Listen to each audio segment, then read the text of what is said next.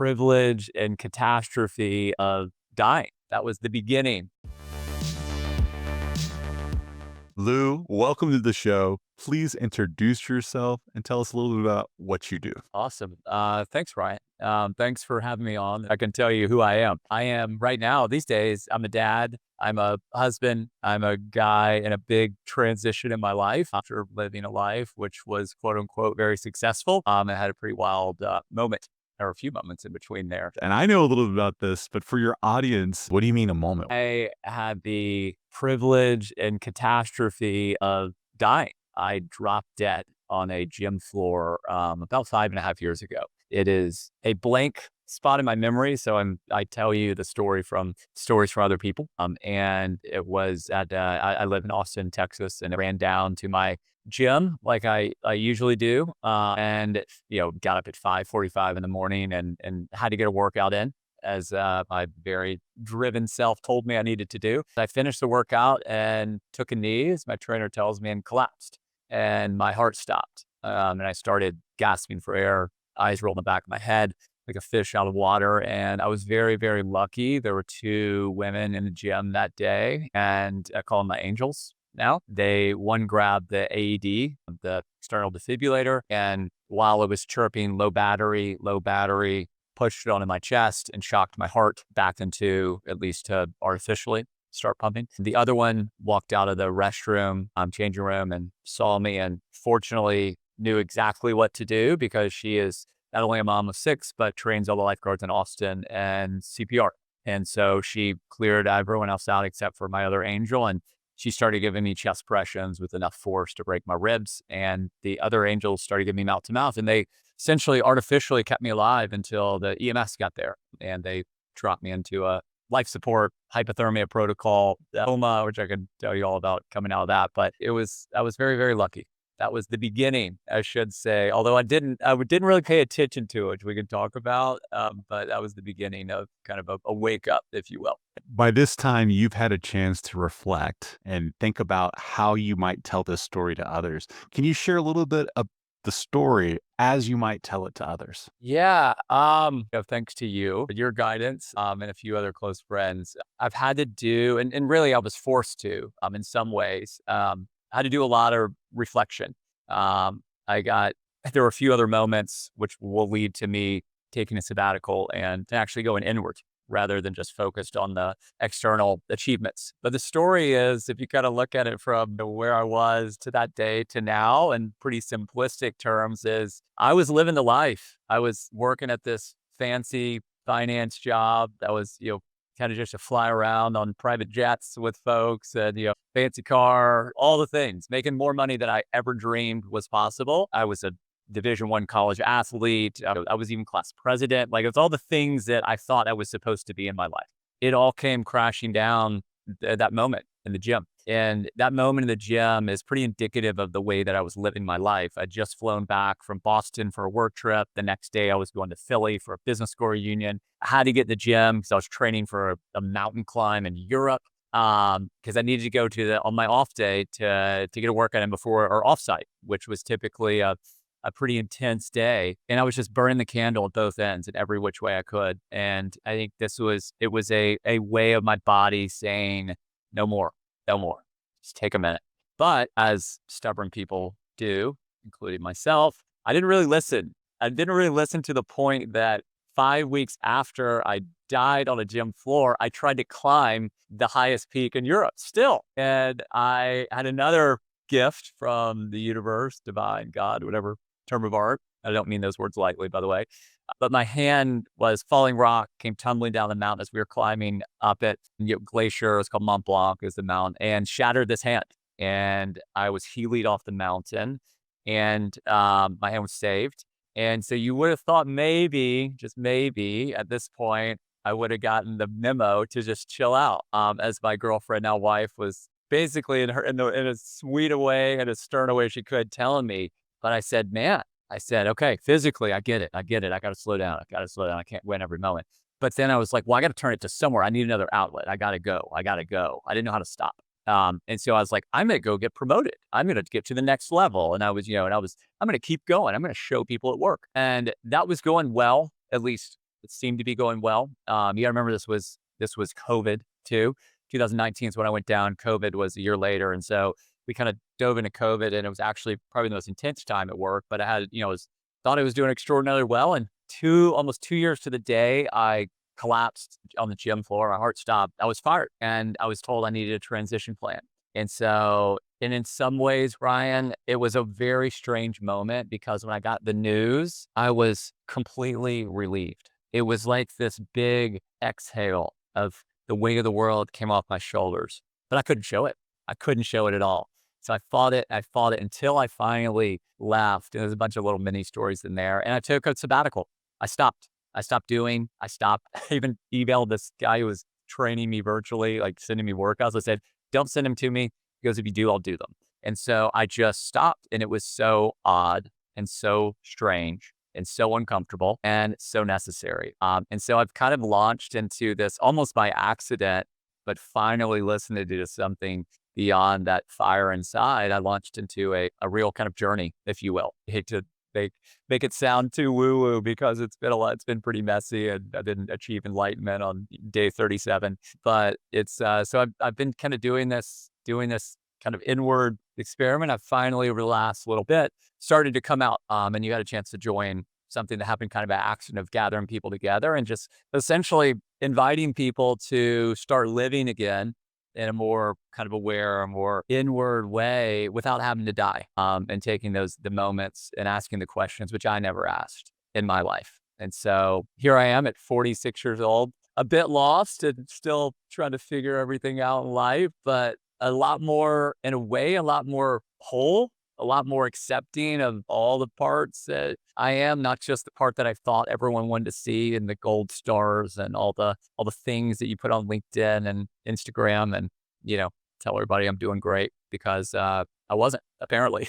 I wasn't as gifted through some pretty stark moments in my life. And this, of course, is a place where we can take that opportunity to dive into some of those many stories you alluded to between the dying, the hand breaking, the forced introspection, and also the kinds of questions you might have been asking at that point in time that might have led to a better story.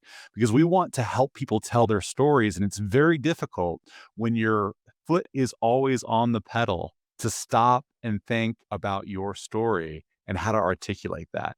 So if we could rewind to some of those smaller stories that you mentioned right after we had these events of dying on the gym floor, literally, and breaking your hand because you didn't get the memo, as you said. Yeah, yeah. I mean, what you alluded to or what you explicitly said really is that I'm learning more and more that everyone's wired differently, right? And it makes life interesting and beautiful and exciting and challenging. I'm a doer.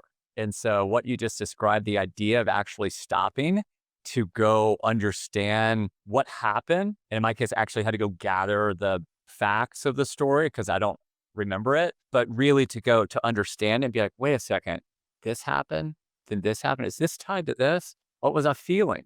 What was happening inside of me, which is really, really hard for me to do. I'd rather just go do the next thing or tell you what I did. Oh, I achieved. I collapsed. I did this. So there were a lot of moments that I kind of look back on in that. And as I started to stop, and again, it really happened when I stopped. And it was percolating a little bit here and there, but I was kind of just suppressing or ignoring it throughout. And there was one moment I remember, to give a little insight to who I was, where my boss at the time, he was very concerned. We had a chat about 2 weeks after I collapsed. And I remember the first thing leading up to that, the first thing I wanted to do was get my computer. I was like, I got to send an email to let everybody know I'm okay. Not let everybody know, not only I'm okay, but I'm invincible. Right now, this was just a bump in the road. Lou's fine. Don't worry about this. But no, I was like looking back and I was like, wow. It wasn't even gosh, I can't wait to hug everyone that saved my life moment. It wasn't oh my goodness, I can't wait to really process this and really go deep. And of course, I was trying to figure out what happened to me at the doctors. And I can tell you that short of that is they don't know. I was very lucky. I remember seeing my boss, we had this conversation and he asked me two questions. The first one was one that it was a serious question. He said, wow, man, you died. Did you see the light? Like, what was it like on the other side?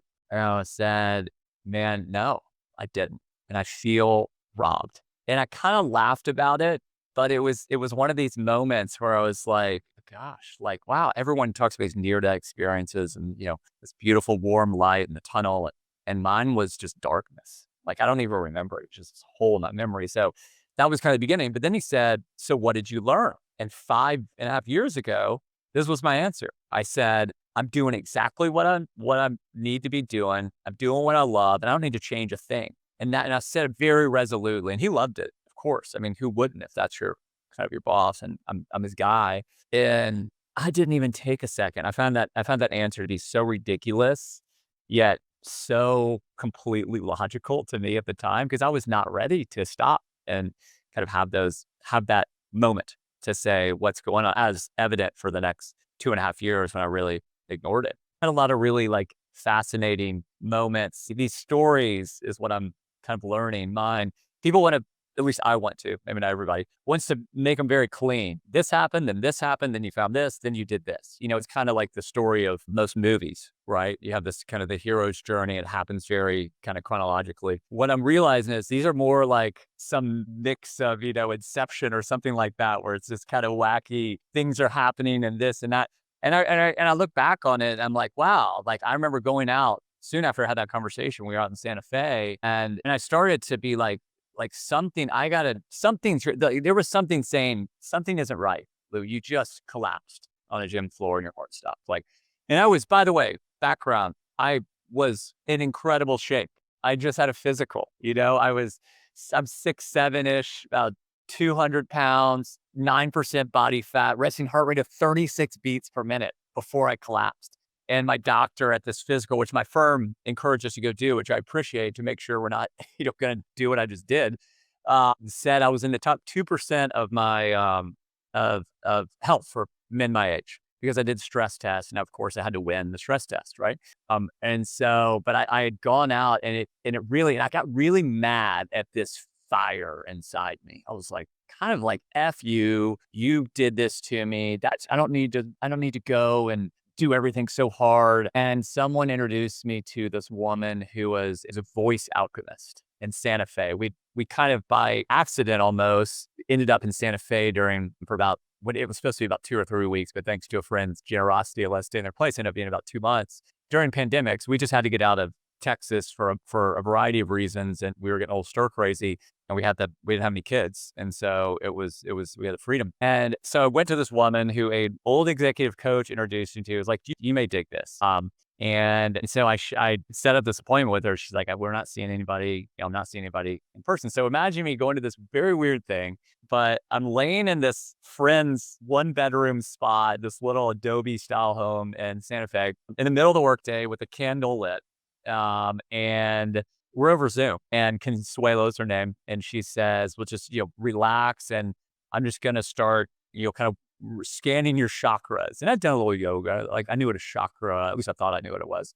I didn't know there were 7, but there are. And so she kind of starts working, like I close my eyes and I go to a different plane, Ryan. It was just this wild moment of like, I saw visions of fire, like shooting towards outer space. Like my body was surging with energy. I was like, but yeah, kind of got lost. So it's almost like you're literally another plane. And so an hour goes by and she kind of winds it down. It felt like it was 5 minutes. And I didn't tell her anything about my cardiac arrest, but she said there were 2 things that were really honest. And there were actually a lot more, but 2 that kind of stand out. One is she said that when she got to my heart chakra, she said, I saw a broken, because somewhere in some past life, your heart was shattered through some sacrificial act of courage, something of that nature, of course, which I loved. I loved being the martyr. But I was like, whoa, she goes, but I can see it beginning to heal. And the other thing, which was pretty fascinating, was that she said she saw this fire that I saw, these pillars of fire. And I can see it even now. And she said, that's the fire inside of you. And it was burning so bright, so strong that it almost left this earth, hence the space. But there was a very tenuous connection to the earth, which kept you here.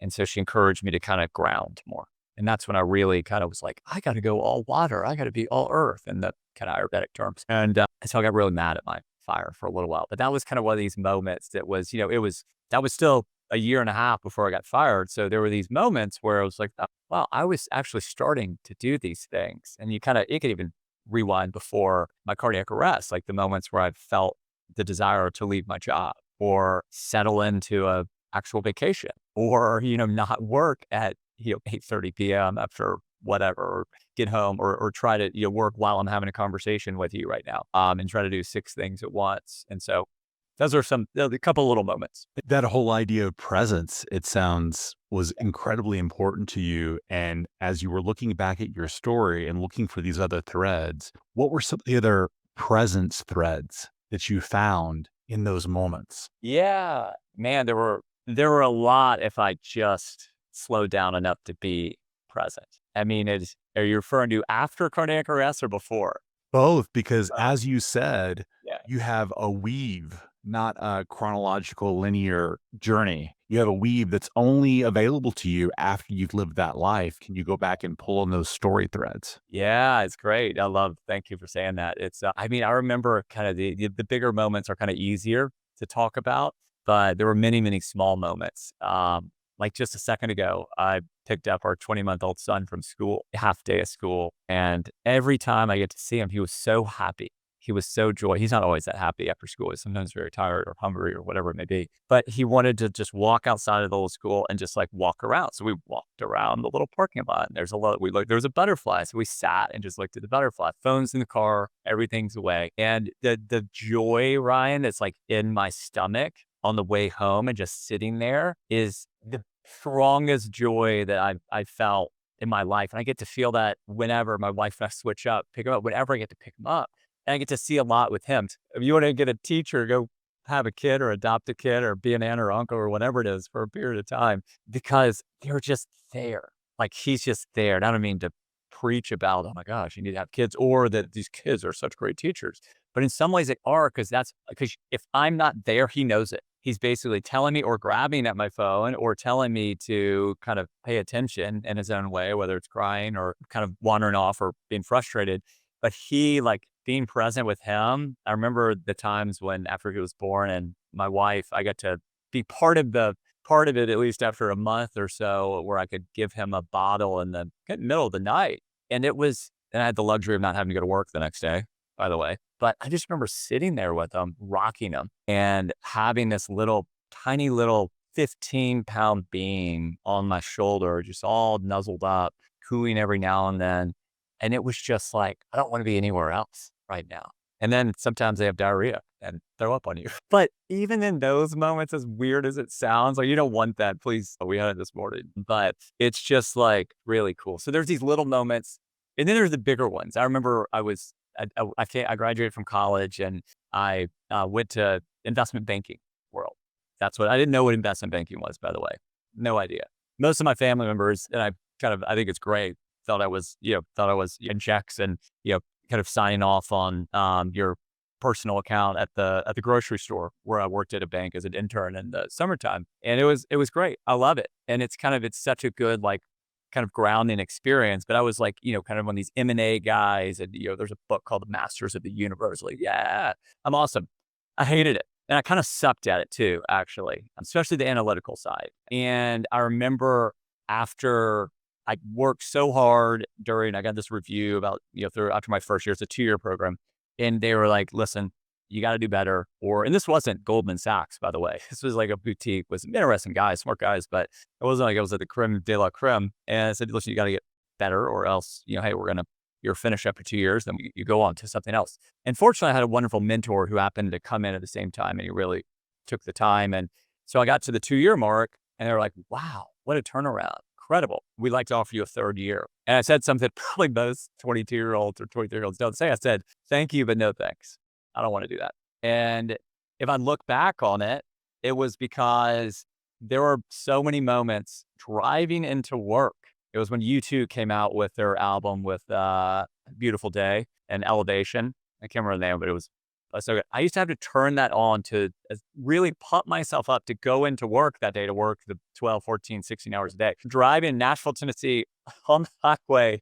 And I bought a nice car then that I got through a car auction. And I was just like, thank you, Bono. Thank you for allowing me to like go in and be here today. So, but not only did I realized it so much, but at the time, I said, not only do I'm not going to do that, but I'm happy to help transition somebody in, and I would like to work 4 days a week, which by the way is not normal in that industry. And one day a week, I'm going to search for a job because I wanted to go into international affairs. Alias was on Jennifer Gardner. That was really cool.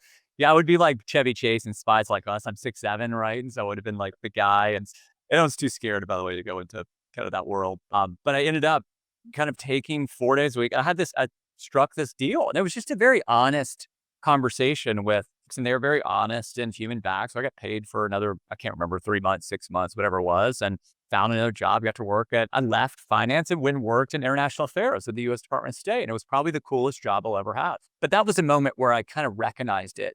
And I recognized the pain and the kind of the kind of disharmony, if you will. And I also recognized the presence of saying this connection to something, kind of my true self, if you will, and being like in this moment where all I want to do is be recognized and people tell me they want me to be on their team, and I seek it.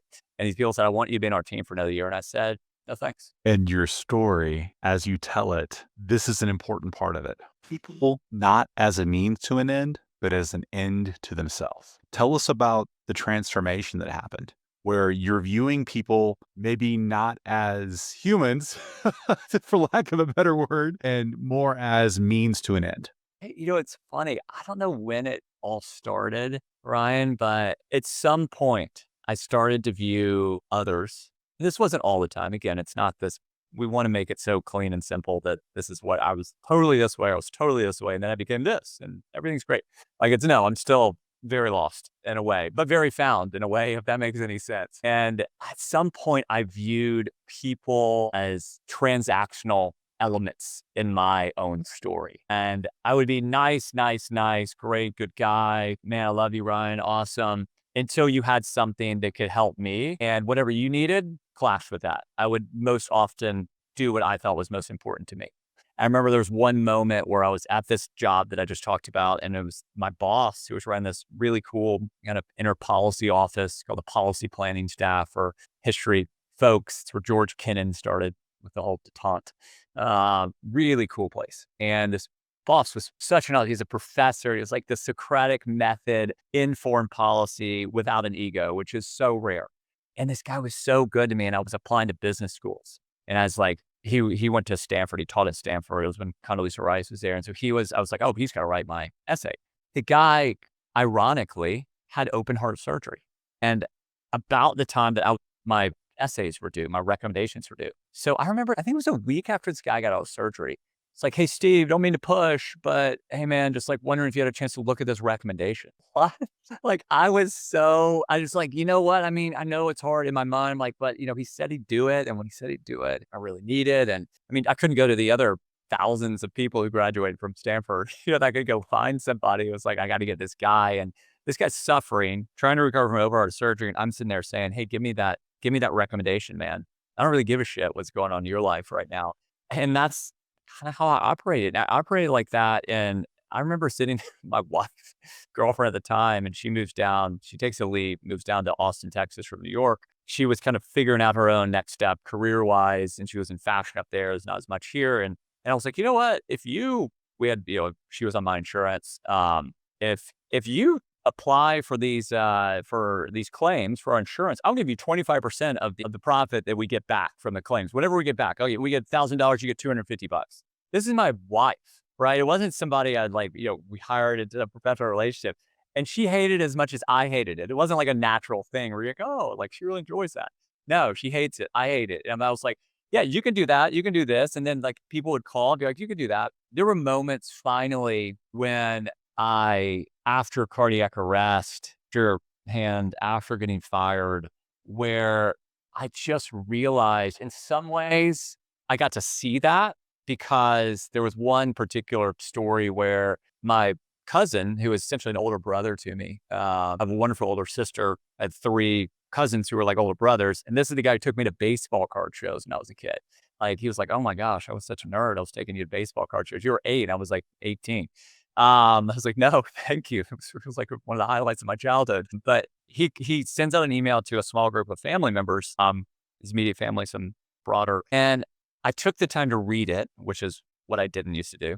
Like read it, like really read it and be like, what is he saying? Not in some framework of this is how you read an email to be emotionally present. You're just like, what's this guy saying? And it was clear that something was not right. He had left this job. He was there for 25 years, but it just, I was like, there's something going on. Like maybe it didn't work out and he's not. So I sat down and I took 20 minutes to write a 3 or 4 line email. And I sent it to him. I said, hey, give me a call. I'm kind of in the same boat, by the way. He calls 5 minutes later. And this is like an older brother. Remember this. We have a 2 hour conversation. I had no idea who this guy was for the last 15 years. I saw him at family stuff periodically. We lived in different cities, but I know who he was. And he just opened his heart. I opened my heart and just poured it out there. He was going through some stuff. I was going through some stuff. And we were just like, I was like, oh my gosh. Said, thank you for taking the time to just talk right now. And he reciprocated. And then I got off the phone, Ryan, and this is kind of one of these moments. And I said, wow, a year ago, I would have seen this email, maybe stopped, probably it would have been like 2 or 3 days later. And I would have said, hey man, saw your email. It's tough, brother, but keep your head up. You're a great catch. Something like that. I mean, it's well intended, right? Be there in the moments when people need people. But really what I was doing in those moments, as I look back on it, I was probably thinking that, gosh, I bet this guy is going to be so jazzed that his really cool, awesome cousin is sending him a text. It was all about me. And I was like, shit. I was like, you are the thing that you claim not to be. Seeing people as transactional. Like you always want to be the good guy. I mean, I always did. But that was my ticket to be a friend, to be a good son, to be all these things. So that was a big moment where it was just like, you do this a lot. And luckily my wife is very direct in some of these things with me. And it's like, yeah, like this isn't just about your schedule anymore. Because it always was. It always was. Family, I viewed them as the supporting cast in this fictional story of Lou Marchetti's greatness. I mean, literally. And then in their stories, I was also the star, by the way, And in some ways I was like, thank you. Thank you for showing that to me, bringing some sort of self-awareness to me. A lot of our listeners are either at the beginning of the career or they're starting a new career. And it's imposter syndrome instead of main character syndrome that they often struggle with. So I think there's a balance, as in all things, where we want that balance between satisfaction and ambition, the balance between being driven, but also being able to take care of yourself and others in a way that is filled with compassion. Did you find other threads in your storytelling experience as you were putting this narrative together to be able to share with others that is reflective of that kind of transformation?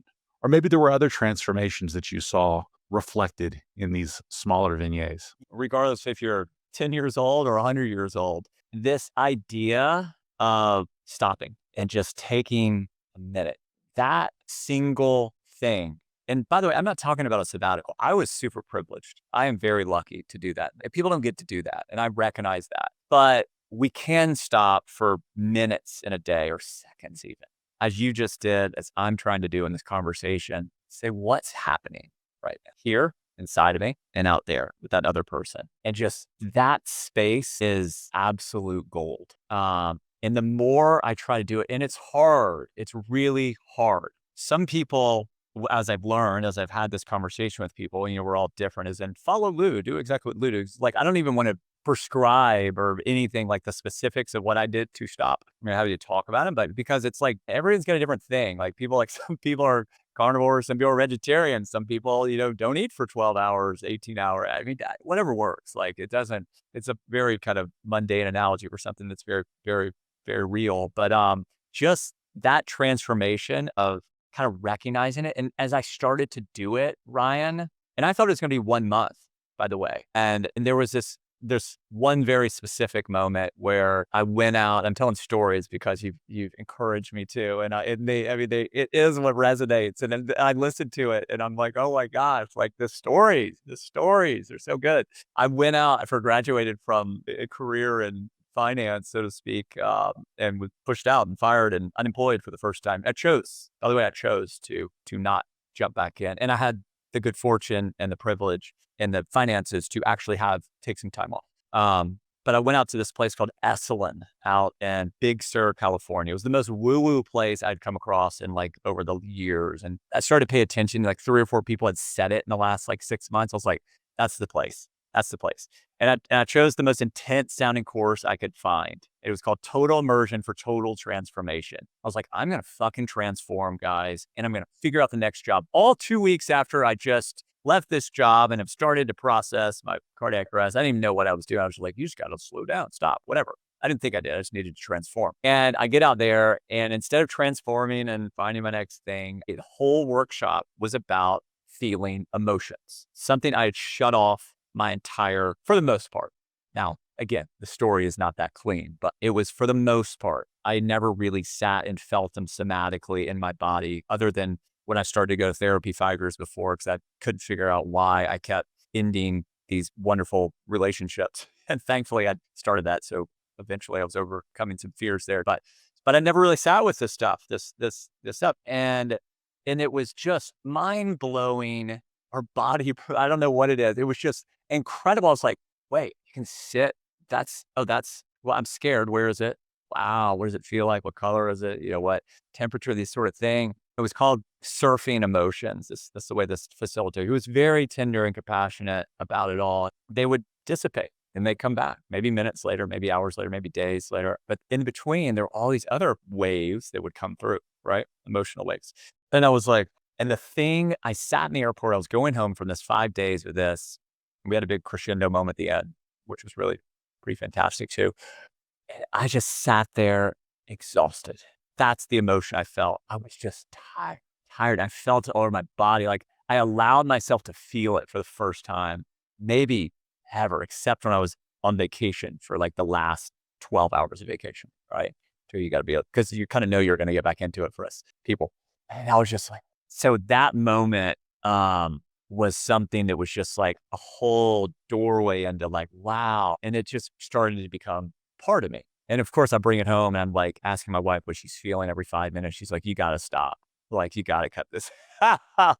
Like, you can't do this. Like, I didn't go there. You can't make me go on this retreat with you. And there were some real moments there that just helped me kind of be like, okay, Lou, like you can't. And this was part of my challenge is I couldn't sit with things. I wanted to give them out to the world and like socialize, because I grew up in a very intertwined, enmeshed, supportive, but enmeshed family where something happened, boom, it's happening to everybody. Hey guys, like I got this thing. It's not like, wow, I just got fired. Holy shit. It was like, hey guys, I just got fired, like immediately, like, oh, blah, blah, blah. It was like, oh, I couldn't just, whatever it is. It couldn't be like, hey guys, I had a great day at work. It was like, I couldn't sit with, after this podcast, I'm going to get off, we're going to get off and I'm going to want to go like immediately download to my wife. But what I'm learning to do is be like, let's just take this in. This is your experience. If my wife's open to it, maybe she wants it to be hers too, or maybe a week from now. I don't know. But really it's like sitting in it and feeling those emotions. And I have to give one really important caveat, because I've kind of spent a decent amount of time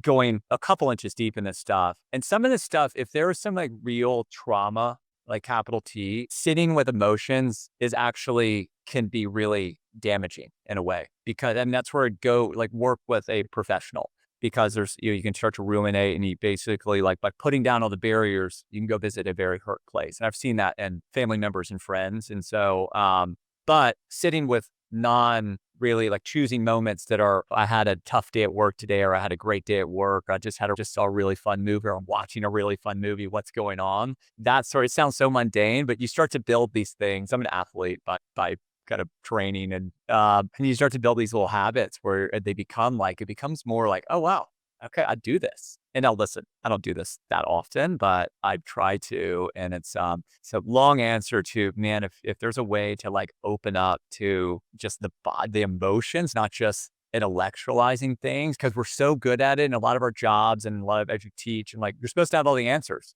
And we got to control it, and like you got to figure it out and rationalize it. And then you're like, especially at age 20, or even if you're age 30 or 40 going to school, it's like, wow, can you just like, what did he just say? Like, what did that feel like? And you can even think bigger about that. Wow, this thing that someone's talking about right now, this job, how does that feel with me? Like, can I really feel it? And I had some moments after I launched the sabbatical, where I had a couple fascinating career opportunities. And I felt this moment where it was very like real to actually have to like sit with it and say, and my gut, it was saying, no, don't do it. Don't, you're not right now. Not right now. Like, It sounds like you moved from a lack of sympathy to empathy, this idea of being able to feel with other humans in a more deep and meaningful way. What did that look like for you? yeah. Can I just add a little bit to your actual question? Yes, Uh, please. there's sympathy, which is kind of in a one way is like feeling sorry for somebody. And then this is what it's been kind of a journey, right? There's empathy, which comes from the Latin mean being in, actually in someone. I'm like sharing their experience. And then there's compassion, where it's kind of giving, asking that person and understanding what it is they need. And I've kind of in my life, it's still really hard. So as you ask the question, I'm taking a second to be like, how what does that feel? Do I actually do that? I got the intellectual part of it. I understand what it's supposed to be like. It feels very connected. Yeah. When I was in kind of the lack of sympathy, or kind of even in the sympathy, I feel sorry, I'm sorry you're going through this moment, like my cousin who got fired from a job, it was more like I was here and you were here. Like, woe is you. I'm so great. And then you kind of move into empathy and you're like, man, we're kind of doing this thing together, right? Because I in this decade could relate, but it's like you're kind of in the moment, like you're holding that person, which may sound weird to some people, but you're kind of in it, like you're literally in it.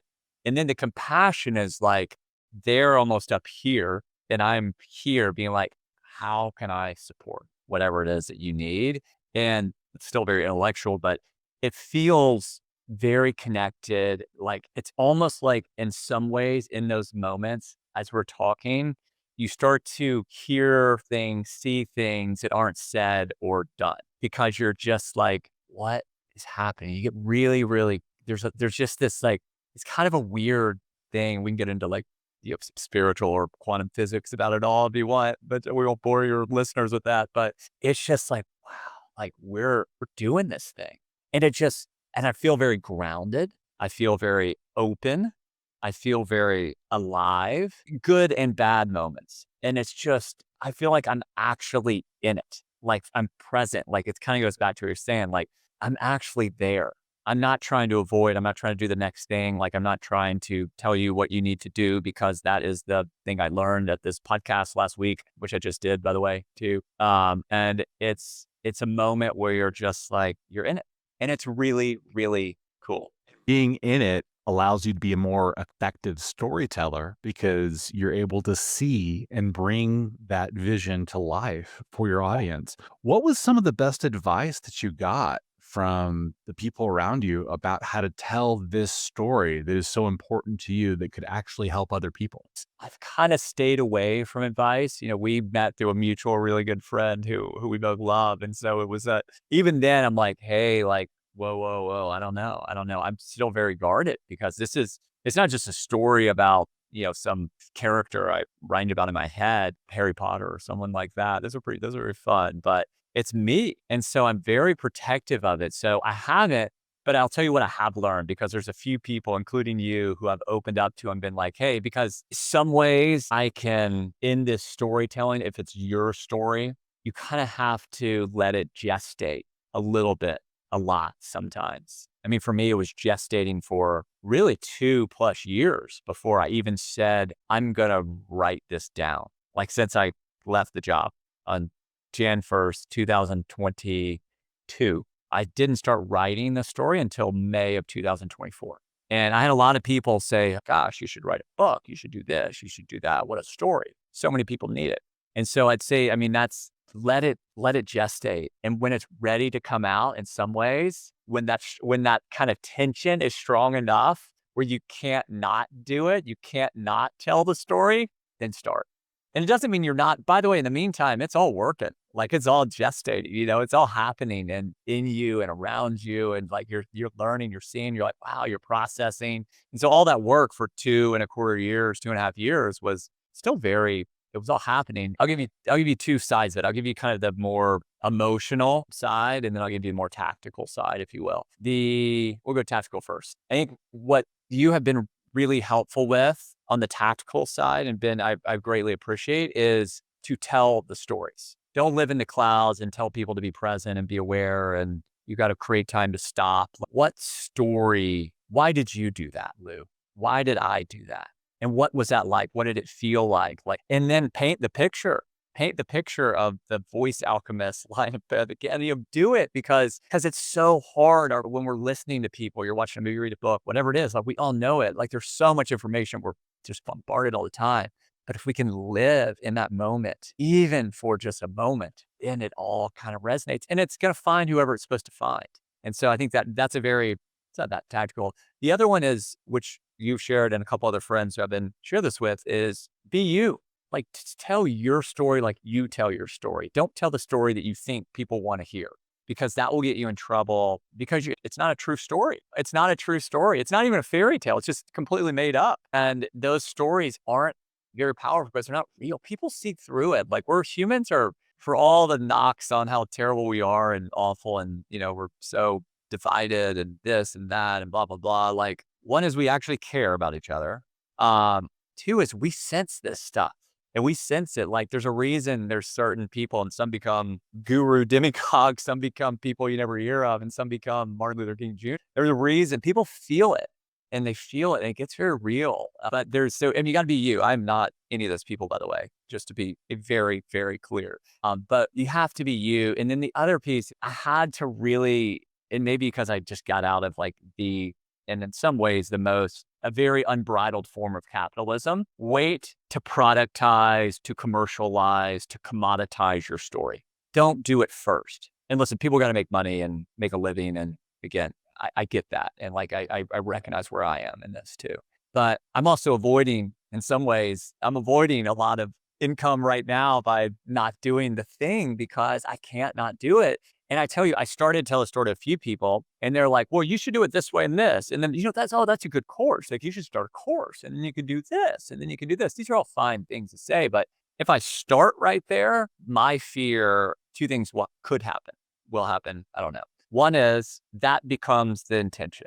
The intention isn't to actually just tell your story and let it find its roots, which is what, if you look back, the great authors who are the storytellers in the day, I mean, these people have been telling stories for thousands of years, right? They weren't doing it to sell it. They were doing it to pass on a tradition, or to just share it because it was this wonderful fable or story, or to tell people what happened so they won't do it again, or maybe so they can live a better life, whatever it is, right? They didn't do it to make money. And I'm not saying money's bad. That's not what I'm saying. But so you will quickly, that becomes the goal. And so then you're like, well, how many followers can you get? How many people are buying this course? Are people doing this? Are people doing that? And you kind of become this brand, and it's kind of icky, really. And yeah, it may work for a little while and you may become it, but then you got to check in with yourself. Yeah, is this really just me? One. So you can quickly it can become commodities. That becomes the main focus, if you will, rather than just telling a story, why you even need to do it. I'm doing it because in some ways my purpose is can I invite people? Can I give people permission? Well, people listen to this story and start asking the questions to start living again, if you will, without having to die. It's a cautionary tale. It's can I give that out? Take my ego out of it, which is very hard. The other thing which happens if we commercialize, commoditize first, in some ways, at least what I'm learning, is that it becomes the 77th version of spaghetti sauce. Yeah, you may sell a lot of it, but storytelling is an art, as I'm learning. It's John Mellencamp's words. It hurts so good when you do it, because you're just pulling it out, and you're like, man, that was so good. That was wow. That was really man, but it hurts. And it takes time to pull that out, especially for someone who's not that introspective. But you're doing something different. You're not trying to make another spaghetti sauce. There's a lot of them out there. It's fine. If you want to do that, go do that. But that's not at least real storytelling in my experience. And the last kind of related thing is just let it happen. Let the story happen. Because when we force and put on the same deadlines that we put our, getting this podcast published in the next 2 days, sometimes it works. And there's a process. Don't get me wrong. I talk to authors who are real authors and artists, and they're there's a process. I have to sit every day and do this thing. But some days it comes, some days it doesn't. And the story that I have written today is and you've seen iterations of it, is a very different story. And it'll be than it was a month ago. And it'll be a very different story than it is in months to come. And so it's a real, you got to kind of let it let it happen in a way when you start telling, not just the gestation period. And there's this one wonderful teacher who said, like, I was trying to write a book and, I just stopped trying to write it and it wrote itself. It's very simplistic, view of it, but it's kind of like what it is. Great advice there with that idea of giving it time, especially, and not feeling forced to get it out because, pressure makes diamonds, but not always, right? it's that's one of those things that I think goes back to the life of pressure with the gas always on the pedal too. The interconnections reveal themselves whenever you're doing the hard work of letting the story be and looking at the different threads that might not have come up if you had not given yourself that space to breathe. Then you got to find the people that are like on the same page, that are like really invested in you, not for a variety of other reasons. And there's a lot of people that are well intended, that have the courses to do this, to do that, and become a great storyteller. I've met a number of them. There's one person who you could pay them a certain amount of money, thousands and thousands of dollars, and I could be on a TEDx stage tomorrow or in 2 months, and they'd set it up and they'd help me do it and they'd fact check it. But I had to go do the work. I'm not telling you a story about how to create a candle at home. Like that's not the TED talk that I'm looking at here. This is me. And so there's a lot of those people. And that kind of archaeology is so difficult because you're both being vulnerable, putting yourself out there. And it's not, like you said, a fictional character. It's a real human being that is you, that you are sharing with the world. As I say this out loud, as you say it loud, like these fictional characters that are written, these Harry Potters, like they are real people to authors. And so like, even in that way, just be very like, protect it in a way. And then when it's ready to kind of the bird's ready to leave the nest and start flying around, like make sure there's support that is actually really there for you. And you got to just, in some ways, you got to trust yourself. And we're going to make mistakes, and you're going to go down a path with this and do this. And that's all part of it. Like this isn't, again, it's not a story of rainbows and butterflies. It's actually, there's a lot of darkness in the middle of this. And there's a lot of like, what the hell am I doing? And oh my gosh, I'm so lost. And then some people hate going on podcasts and talking. I love talking to other people. So this for me is actually really fun. And it helps me synthesize a lot of it, but it's also just, I enjoy it. And some people that's really hard though. So I recognize like some people need more introspection. Some people need more action. It's kind of like, you got to get to know yourself a little bit. And that's the whole point. You've got the great inscription of the Oracle of Delphi, where all the wisdom was in ancient Greek, says, know thyself.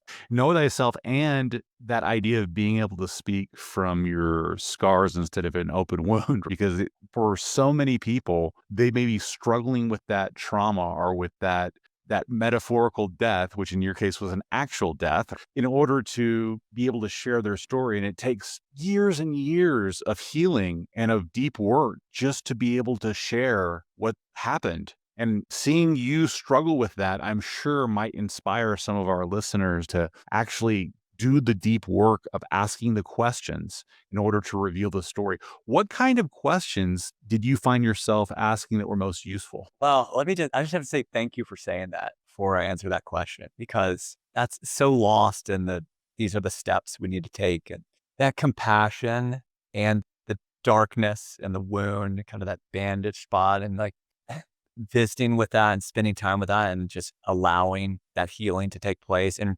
proactively doing it in whatever way works. But that real compassion for yourself. And I'm not talking about going to get a massage or, going to watch a Netflix show. Those are fine. Go do those. But I'm talking about really kind of working with that and just allowing that. And it's through yourself. That is something I did not ever know, at least in my adult life, until not that long ago. And it's been really powerful. I remember at this Esalen, at this retreat, that what we did at the end of this was we picked that thing that you're talking about, the trauma. And in the facilitator, the teacher said, what is in the way is the way. You hear that in a lot of spiritual traditions, some form or fashion, but people got up there, and the way that he did it and the way that we all worked as this group of 12 people that didn't know each other, there were just like years of healing that happened. And there was some really heavy stuff. And people were able to go there, and it didn't get all solved and resolved, and never, in some ways it never does. It's not the point. But from that place, what you said, it's kind of that's where the good stuff comes. That's maybe where the story is, because that's so real and so raw, but you gotta have compassion. What if the questions are the answer, Ryan? Like this sounds so, wow, it's like a koan. I think is the word in Buddhism. It's not even close to one, probably, by the way. But it's like, whatever the questions are, start asking them without needing to get the answer. Like, I want to hold on. I want to know why this happened to me, why it happened to me. And I went and saw the doctors, but they don't know. But it's not the point. It's almost not the point. And we had, you and I spent some time together asking a question about letting go. You can pick whatever's coming up, just ask the question and kind of live that question, like really like experience and feel and do all the things we're talking about. I just say that as like, that's really a lot of it's just actually starting to ask the questions, not you start here because that's where, the questions formulate, but move down into the heart, into the body, into the kind of the physical and emotional experience that's there, spiritual experience, if you're a spiritual person, because it's so powerful to just ask the questions and take the time, write them, ponder them, feel them, whatever it is, talk about it, go for a walk, whatever the thing is. These are very simple things to ask them. And then, I mean, specifically the questions that I say that overarching, and I almost hesitate to say the specific questions, but I'll do it because I like to talk. I think the questions that I've kind of come up with are for myself: who are you? Like, really, who are you? Like, all the masterpiece and the mess is like, who are you? Like, really? Like, who have you become? Who are you? Why do you do the things you do? And at what cost to yourself and to others? And, you can even get, environment, but who are you? Why do you do the things that you do? Like, truly, like, what's behind it all? What's your motivation? What's driving? And at what cost? And the answers aren't that clean. By the way, there's a lot of, trade-offs. And while I do this, like my fire, if you will, my drive, my willpower, yeah, it was burned out of control and led me into cardiac arrest. But it's also an incredible part of me that I embrace every single day. Like, there's not, these answers of who are you? Like, wow, I'm this wild, passionate, person who wants to, win at everything. Okay. Well, why? Why? And at what cost? And you can take that, through that answer. But those are the three that I keep asking myself, and I'm kind of write down, and I just kind of push people and do it in a compassionate way. What you just said. No, like, the judgment is so, there's a woman called Tara Brach, just Google her. She is the OG on self-compassion. I came across her Googling because that was someone my therapist 8, 7, 5 years ago tried on like 4 or 5 things. You got to go try these things out, see what works. But doing it with compassion, asking the questions with compassion, with grace. I love that word grace. And, you hear it in a very, you don't hear it very much these days, but I grew up Catholic, and but just the grace to give yourself the space, the grace, the kind of passion to be like, okay, I just want to ask it, see what comes up. And if you can start that at, a young age, holy shit, like, that's powerful. Amazing questions there. One that came to mind with the three that you mentioned was, at what cost? At what cost are you helping others through your group that you now have started? At what cost are you helping others through sharing your story and taking your story to more than one person in hopes that it might inspire them to maybe have some of the lessons without dying themselves? Good question. It's funny because I think about it. I'm like, well, I'm doing it. And I'm not asking myself. I asked it before. I don't think I'm asking it now. So I appreciate you asking it. I look at it now and I kind of immediately go to my home, right? My wife she gets to hear all of it after my day of working solo for an introverted guy. And I think that's a lot of strain on the marriage. And I think that cost is real. And it's something I have just now recognized, thanks to her, thanks to a couples therapist. We've only been married 3.5 years. And I love it because we're so different. It's also really hard in a great way. And she's awesome. She's really awesome. Like, I am so lucky that she is not just like me in this, and because she's just like the incredible, well-intended skeptic in these things. And this whole thing, she's like, do not charge people for that group. Like, these are these are people coming to you, and like, well, like, no, like, everyone says you should do $20 or $200 for the year, whatever. She's like, no, don't be that person. That's her own stuff, right? But I'm like, man, but there's strain for sure. And I'm just now realizing the past like week. By the way, I've been at this for almost 3 years. In the last week, I'm just now, and we've had moments of this where, she's like, do not coach me, do not tell it. This woman gave birth to her child upstairs at home. The one thing she asked me, she goes, I want your support. do not talk to me during the birth. I'm really going to pump you up. I knew like well enough too. It's like the coach ad lib, like, oh, come on, you got this. And it was, but it was so, I mean, she is a powerful, powerful person. We just sat there and she did 20 hours of labor, by the way. And I just held her hand, massaged her, was there. We had this wonderful fairy godmother slash spiritual gangster midwife who guided us through it. But I just sat there and I was learning. I don't need to talk. And as I was saying earlier, you know, but the strain's real. And, 3 years in this, I'm finally realizing that now that I'm really in it, like I've started to write this story, that I need other people other than my wife to talk about. So our conversations have been helpful. That's why there's a few other friends. I'm just reaching out to other people that I trust and, kind of checked in and said, hey, is this the person? And some people I thought were, you got to go try it on. Like you can't just intellectualize. You got to go try it out in a way that is, you got to kind of fail forward, if you will. But I've realized I need other people because it's a massive strain on our relationship for her to have to be my business colleague and speech coach and all the other things. So that's probably the biggest thing. And I mean, maybe, and I mean, costs, which I'm actually like, I'm really proud to say is like, I'm not making money right now doing this. And if that's the measure of success, and I'm very lucky again, I have this, I cannot say it enough. Just, I'm not just trying to get points for people to say I'm a privileged white dude, but I am. But I'm not out there doing this. And I tried all these other things, Ryan. I tried to go invest again. I tried to start a local newspaper. I tried these things out. And that was a nonprofit, by the way. And I couldn't, it just wasn't working for a variety of reasons. And this thing I just could not do. Measured by success, how many people that I thought I remember looking at it first. I was like, I gotta get on a TED stage. Probably we talked first. Like, that's what I got to do. And I was like, that's your ego, Lou. You give it in your backyard. Give it to Ryan's students if they're open whenever it's read. Like, it doesn't matter. Like, it'll like, there's this healthy ambition. And then so there is a cost. There is a cost for sure. And I miss the camaraderie of my old job. I miss the push, the intellectual challenges, like the learning of like working in this. It was the top private equity firm in the world for a period of time.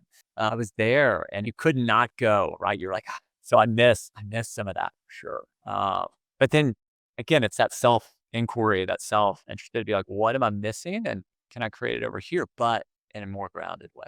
I know you've mentioned several sources of wisdom throughout our conversation, but if you could send those who are listening to specific sources of wisdom, could you list just a couple of those? Yeah, I hesitate so much because it's what works for me. And at this point in my life may or may not work for other people's. I'm going to tell people I'll give you a couple. I promise I will. But I am going to encourage or invite people just to follow their curiosity in this. There's a great search engine. You have AI, ChatGPT, you can put these things in. I want to understand, like, right, I heard what Lou said, and it was self-compassion, or it was storytelling, or it was cardiac arrest, whatever it is. Like, I don't know, do I need to go get my heart checked out? I've had some flutters, like, and I look back and I had some of this stuff that was like my body was telling me, even though I didn't want to believe it.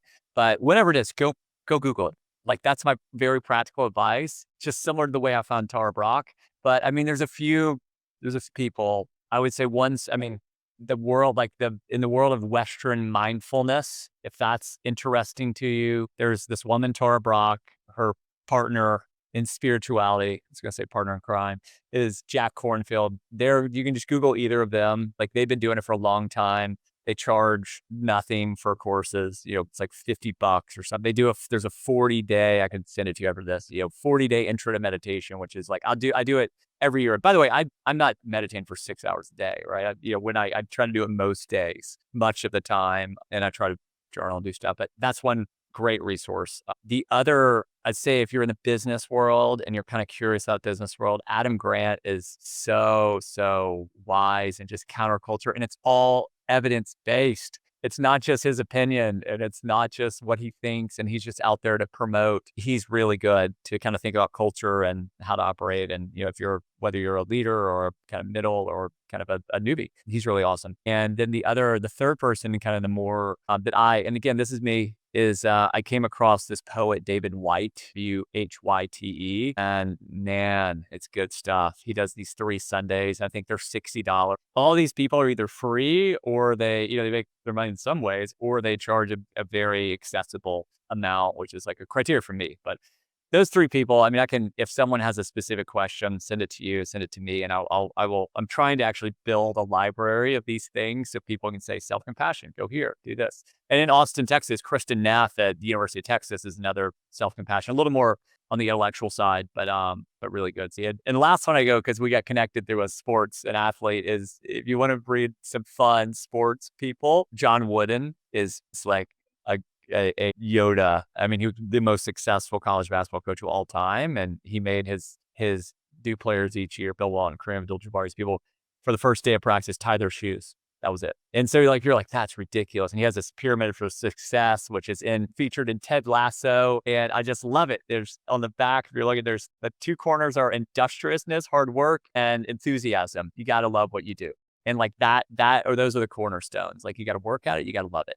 And those different pools and different parts of life, like you may need to make money doing something else for a little bit, but follow your own curiosity. Don't take me. Like that's the problem with, that's what I did for a long time and that's what I think most people do. We all want the silver bullet and we want I'll take this course and I'll be enlightened or whatever it is. And that's just not how life works. Like think about the best moments in your life or anybody listening. Like they didn't happen because you took a course and then you immediately arrived at it. They happened. They're probably kind of messy, or they just happened because you opened up and you followed a little bit of curiosity and you just allowed something to happen. You're like, oh, how did I meet this person? I met my wife at a wedding.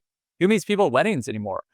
She was a bridesmaid. I was a guy in the audience. So it's not hard, but then you get to follow the last advice is follow the way that the kids live, like the littles. They just play. They play like it's work or it's play, depending on how you're looking at it. And sometimes it is hard, but man, it's really fun if you get into it. And gosh, it's really effing hard too. Really fucking hard sometimes. But yeah. I used to have a wooden on my wall from a coach growing up playing basketball. And I just so appreciate you mentioning all those sources of wisdom, not just wooden, obviously, but all those sources of wisdom that can help people to do the work of figuring out how to pull the threads in their story. What advice do you have for people who might be starting this kind of process of telling their own story for a live audience? Tell the story that needs to be told inside of you. Like that, like listen to that, not the thing that you think that you should tell or the thing that Ryan is teaching you to tell. But if those all align, awesome. But tell the story just start and start. Sometimes it feels so big, at least for me, like this, I got to start. Well, just start, just write it down. Just kind of, someone gave me this advice who's a creative, that just write it all down. You write it all down, just like no judgment, like pages and pages, write if you want type, but tell the story you can't not tell. Beautiful. Lou, where can people find you online? And if you could, can you spell out your full name for our listening audience? And so I'm not really online, which is kind of fun in some ways. So I'm a little bit living counter to it. So my last name is Marchetti. So Louis Marchetti. You can probably find me on LinkedIn. There's not too many Louis Marchettis that used to work at Vista and went to the University of North Carolina. But yeah, found there, and if people really want to get in contact with me, I can send you an email, or feel free to give them my email. I'm building, I'd say, if you're really kind of curious though about like what's going on and like something I said really resonates, I'm trying to create a platform, like some infrastructure, so more people can tap into these resources I said, and just build a container, if you will, not come to Lou's weekend retreat, but a container for people to be able to kind of tap into this idea of like connecting to ourselves and asking the questions.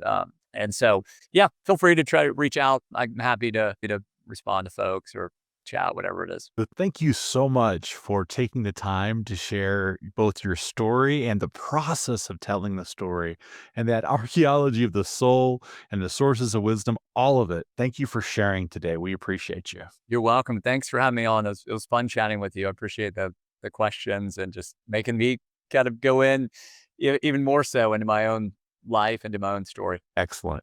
Thank you.